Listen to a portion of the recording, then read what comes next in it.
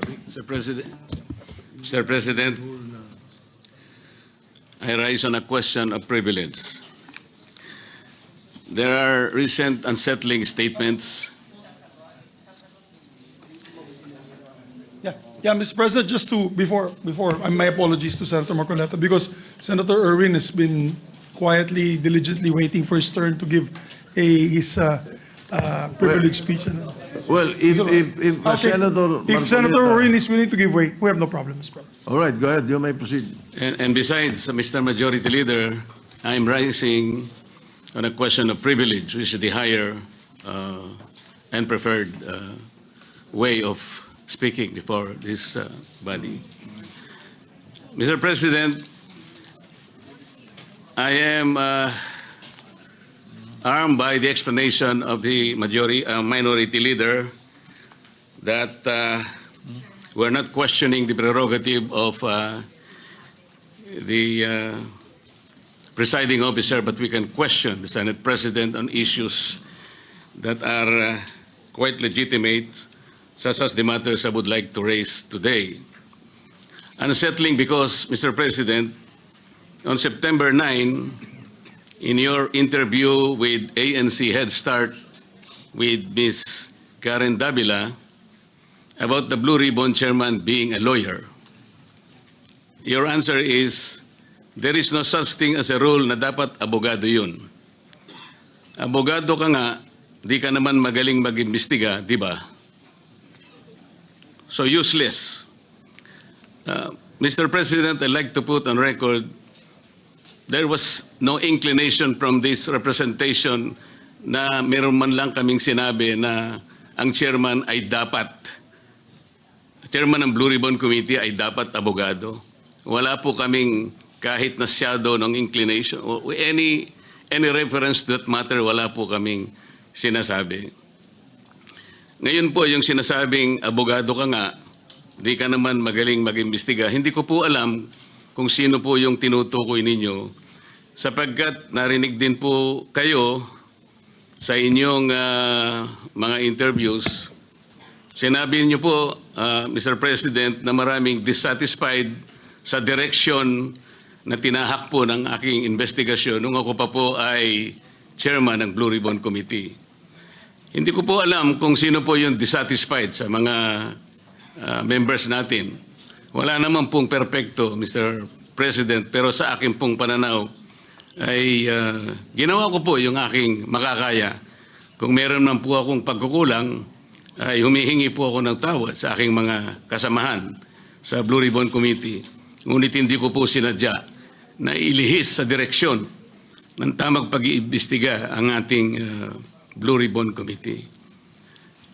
Noong September 10 po, 2025, ang programa pong Sa Totoo Lang, sa 1PH, nandun po yata si Job Francisco, Chicky Berhel, Cheryl Cosim. Ang sabi po ninyo, with reference to the affidavit of the Discayas, may suspetsa kami na inedit yung affidavit. Mr. President, ito po ay indirect affront to the integrity of this representation. Yung lamang pong pagsuspetsahan niyo na inedit yung affidavit, paano kayo nagsuspetsa? Ano po ang ginamit ninyong batayan at pagsususpetsahan ninyo na maring inedit yung affidavit? Ako po bilang chairman ng Blue Ribbon Committee, nagpakaingat-ingat po ako nung sila po ay sa pamamagitan ng kanilang mga taga-lapit, ay minabuti ko pong hingin sa kanila. Sumulat sila sa akin para malaman ko kung talagang meron silang kagustuhang magpahayag ng kanilang saloobin tungkol sa dinidinig natin sa Blue Ribbon. At gusto kong masatisfy ang sarili ko, Mr. President, kung totoo nga at kung bakit nila gagawin. So nakareceive po ako ng sulat sa kanila, handwritten. At nung malaman ko po na talagang galing sa kanila ang pagpapahayag na voluntaryo, sinabi ko, sige, gawin ninyo. At kinakailangan bago nyo ibigay sa akin, notaryado na yun. At yun pong affidavit na yun, o subscribe sworn statement, Mr. President, ay naibigay sa akin, araw na po, maggagabi na po ng araw ng linggo, in a sealed envelope. At kung sinasabi po ninyo na ang SOP ay dapat na ibigay sa mga miyembro ng ating Blue Ribbon, wala na pong pagkakataon sapagkat sa umaga po alas 9 ay magsisimula na po ang Blue Ribbon Committee.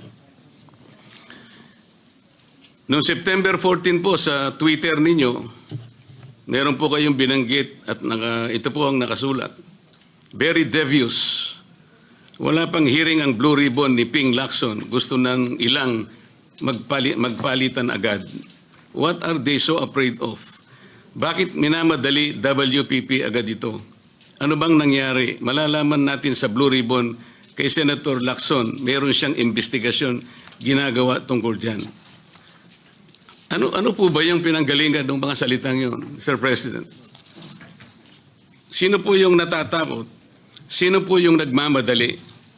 Kung ang inyo pong tinutukoy ay yung aking sulat para irekomenda na mag-apply sa Witness Protection Program ang mag-asawang Diskaya, yun po inaayon sa batas, Mr. President.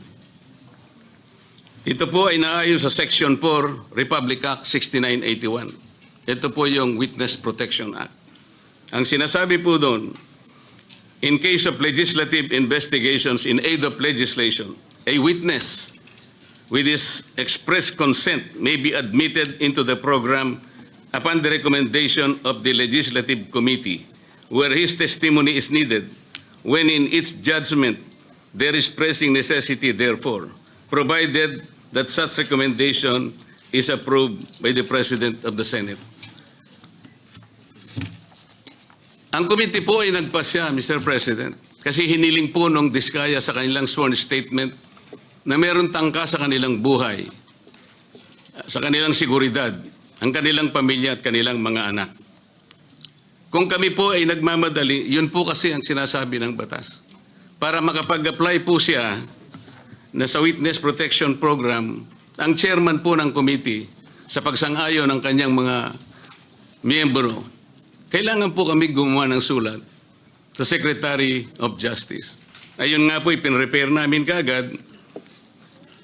Hindi nga lamang po napirmahan ng pumalit na Senate President sapagkat nagpaliwanag siya, nalaman pala niya na meron palang presscon ang ating Department of Justice Secretary na doon sinabi niya, hindi raw siya magbibigay ng witness protection sapagkat kinakailangan munang ibalik ng mga Diskaya anumang pera ang kanilang nakuha sapagkat hindi kanila yon. Sa makatid, ang policy daw ng Department of Justice ay ibalik muna yung pera bago aksyonan ang kanyang aplikasyon sa Witness Protection Program. Mr. President, ako po'y nalulungkot. Maski sa aking press con kanina ay sinabi ko kung bakit ganun ang sinabi ng Secretary of Justice. Wala po sa tuntunin yun eh.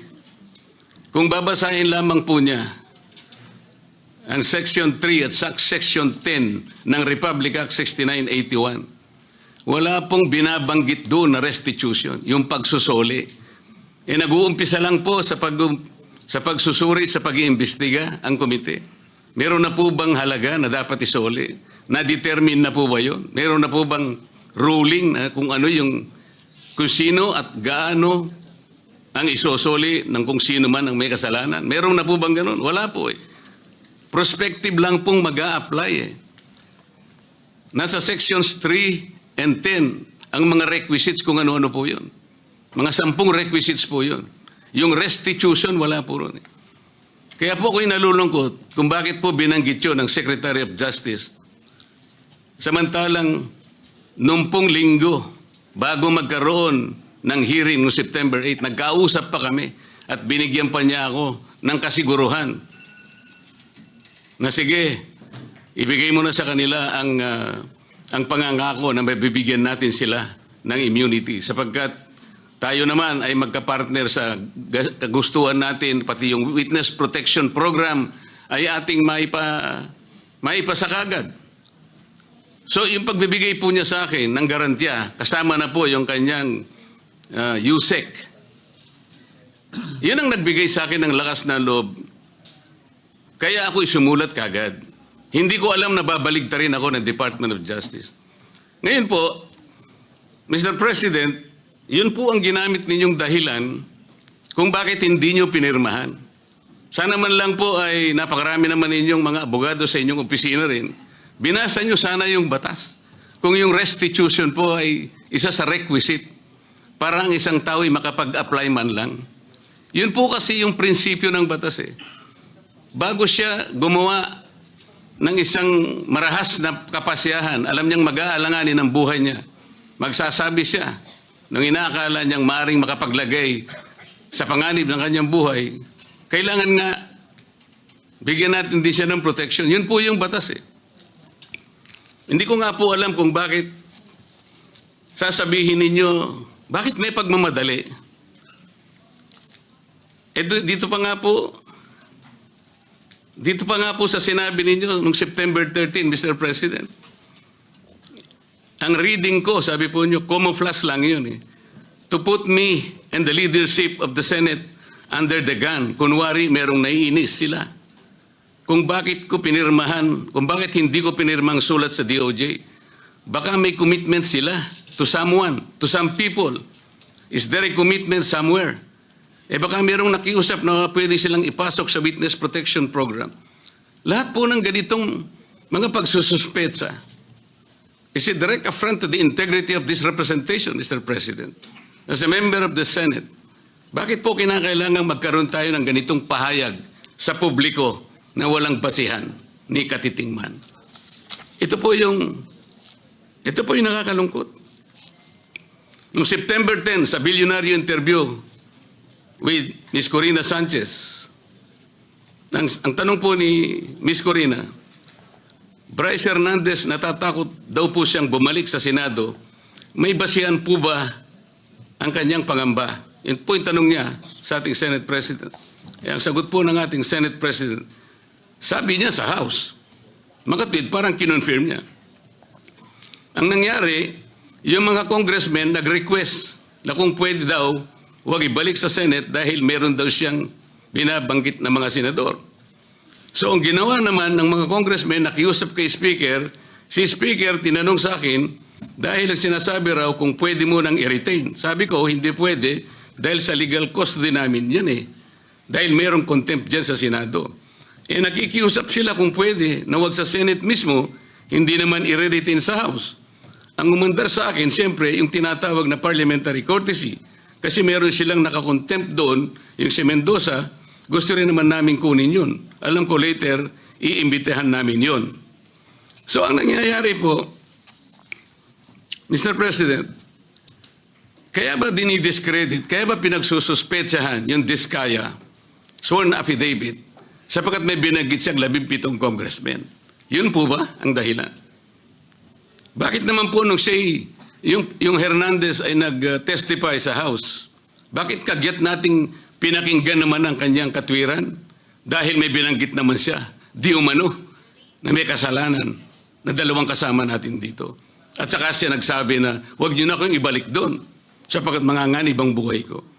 Ang maliwanag po dito, pagka ang nagsasalita si Bryce Hernandez, parang merong kagad pagpapatibay. Parang pinaniwalaan na natin na maaaring manganganib ang buhay niya sapagkat meron siyang binanggit na dalawang kasama natin. Paano yung buhay ng Diskaya na inimbitahan nila doon? Na binigyan na, bigla na lang nating, wala man lang tayong aksyon. Samantalang 17 congressmen ang binanggit niya. Hindi niyo ba naisip, manganganib din ang buhay niya? Pero walang nagsalita dito sa atin. Yun po yung aking nakikita. Huwag po tayo mag-aaway-away. Ang ating pong hinahanap ay katotohanan lang. Pero kung ganito po ang gagawin natin, manggagaling po sa ating Senate President, magpapalipad po kayo ng salita na kami po ay wala namang kinalaman. Lalong-lalo na po ang representasyong ito. Kahit minsan wala po akong sinabihan na mas magaling po ako. Wala po akong sinabing ganun. Ang sinabi ko lang, ang pagkakaiba po ng investigasyon ng Senate Blue Ribbon Committee is in aid of legislation. Kung ang direksyon ko pong yun ay mali para sa inyo, nasa sa inyo na po yun. Pero yun po ang nalalaman ko. Sa 3 pagdinig lamang po, nasabi ko na po kanina sa press con, sa 3 pagdinig pa lamang po namin, nakita ko na po ang pangangailangan ng halos 14 na legislative measures na dapat natin kagad na ipasa para sa ganon, maayos natin, ma-address natin kagad ang malalang problema ng corruption sa ating bansa. Maraming salamat po sa pagkakataon, Mr. President. Thank you, Senator Marcoleta. Majority Leader, Yes, Senator Kiko Pangilinan would like to be recognized, Mr. President. an objection?